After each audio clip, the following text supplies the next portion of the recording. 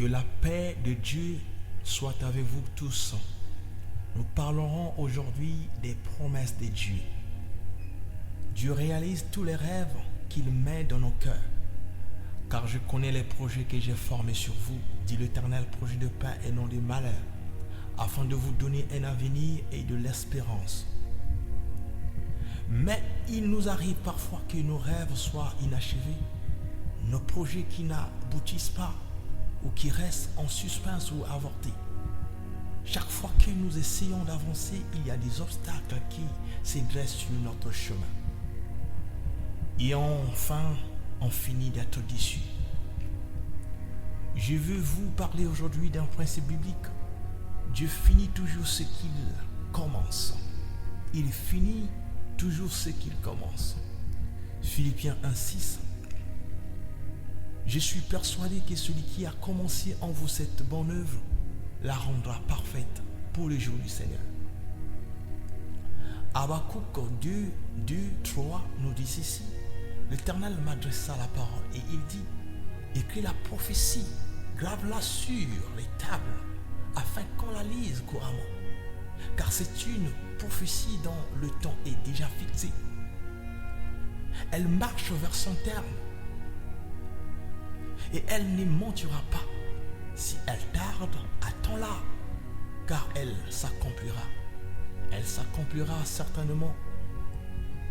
Certes que Dieu a déjà mis en place de bons projets sur nos vies. Mais cela ne suffit pas pour jouir de ces projets. Sache-le que la terre n'appartient pas seulement aux croyants, mais elle est aussi occupée par le mal. Apocalypse 12 nous dit ceci. C'est pourquoi réjouis-toi, ciel, et vous qui habitez le ciel. Malheur à vous, habitants de la terre et de la mer, car le diable est descendu vers vous, animé d'une grande colère, sachant qu'il lui reste peu de temps. Le ciel se réjouit. Il a été épuré. Seules les créatures spirituelles fidèles occupent maintenant l'espace céleste. Le règne de Dieu est instauré. L'autorité du Messie est enfin établie dans les cieux. Satan, le diable, le dragon, le serpent ancien, l'accusateur de nos frères et sœurs, celui qui séduit tout le monde, a été chassé du ciel et précipité sur la terre avec ses anges. Son objectif premier est de détourner une majorité des personnes de Dieu. Bien-aimé, son but est que ton projet, ton mariage, tes enfants, tes activités échouent.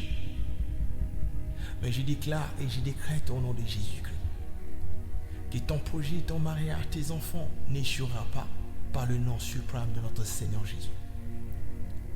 Car il dit, si tu confesses de ta bouche le Seigneur Jésus et si tu crois dans ton cœur que Dieu l'a ressuscité des morts, tu seras sauvé.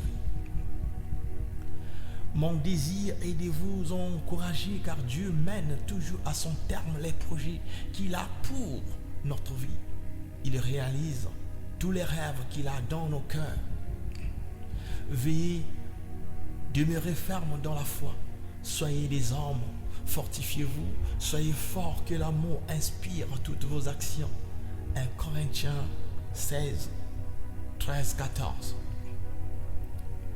Si vous demeurez dans la foi et que vous gardez espoir, Dieu vous assure qu'il finira tout ce qu'il a commencé dans votre vie. Mettez-vous debout, engagez le règne de Dieu à votre faveur. Fais de l'Éternel tes délices et il te rendra ce que ton cœur désire. Arrêtez de penser que cela ne vous arrivera jamais. Mais dites-vous enfin que mes rêves vont se réaliser. Commencez par proclamer: Seigneur, je sais que tu vas terminer ce que tu as commencé.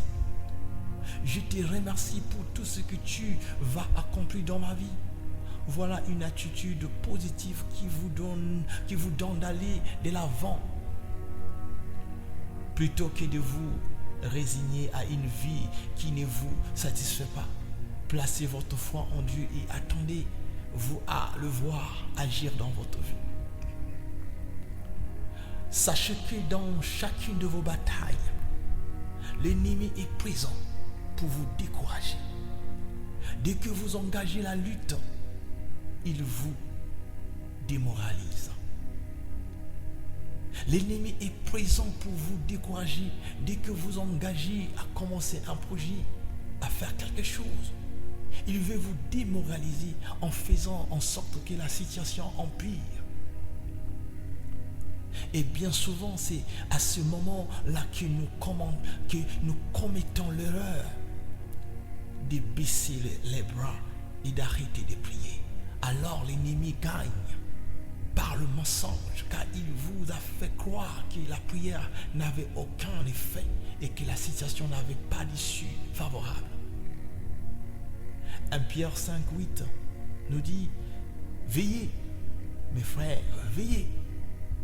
Votre adversaire, le diable, rôde comme un lion, rugissant, cherchant qu'il dévorera. Il veut dévorer vos projets. Il veut dévorer vos mariages. Il veut dévorer vos enfants. Mais lorsque de telles épreuves se présentent à vous, n'abandonnez pas. Persévérez dans la prière. Gardez confiance dans le Seigneur malgré tout ce qui peut se passer autour de vous. Car au final, Dieu est toujours victorieux. Et il vous fait toujours triompher. Ce qu'il a commencé, il le termine. Ce qu'il a commencé, il le termine. Dis-le fort. Ce qu'il a commencé, il le termine. Car en toi, tu as la sémence victorieuse. Car en toi, tu as la sémence victorieuse. Il a dit: celui qui est en moi est plus fort. Et il est plus fort que celui qui est dans ce monde. Maintenant, reprenez l'habitude de proclamer chaque matin les promesses des bénédictions faites par Dieu dans sa parole. Seigneur, tu fais de moi la tête et non la queue. Tu prépares mon chemin et tu aplanis toute difficulté. Quoi qu'il arrive, je sais que rien ne peut te résister, car tu abats même les montagnes. En proclamant cela avec force, vous allez chasser toutes ces pensées, des défaites qui vous paralysent, et surtout, vous allez les empêcher de revenir. Au début de sa vie, Joseph reçut une vision extraordinaire de la part de Dieu.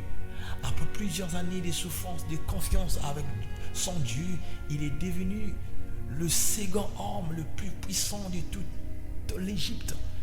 Et même si cela a pris du temps, la promesse de Dieu lui avait faite quand il était jeune s'est réalisée. Quand Dieu met une vision dans le cœur de quelqu'un, il va jusqu'au bout et il la réalise. Je veux vous encourager et vous dire, si Dieu vous a donné un rêve, même si vous êtes découragé, même si on vous critique, même si vous avez l'impression de ne pas faire ce que vous devez, sachez que Dieu est aux commandes. Ce qu'il promet, il le réalise. Mais pour cela, vous ne devez pas baisser les bras. Dieu ne veut pas que vous soyez un peu béni. Alléluia. Un peu heureux, un peu en bonne santé.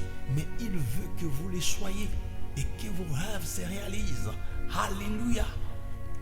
Bien-aimé, je souhaite que tu prospères à tous égards et sois en bonne santé comme prospère l'état de ton âme. Alors, Dieu veut souffler aujourd'hui sur votre vie.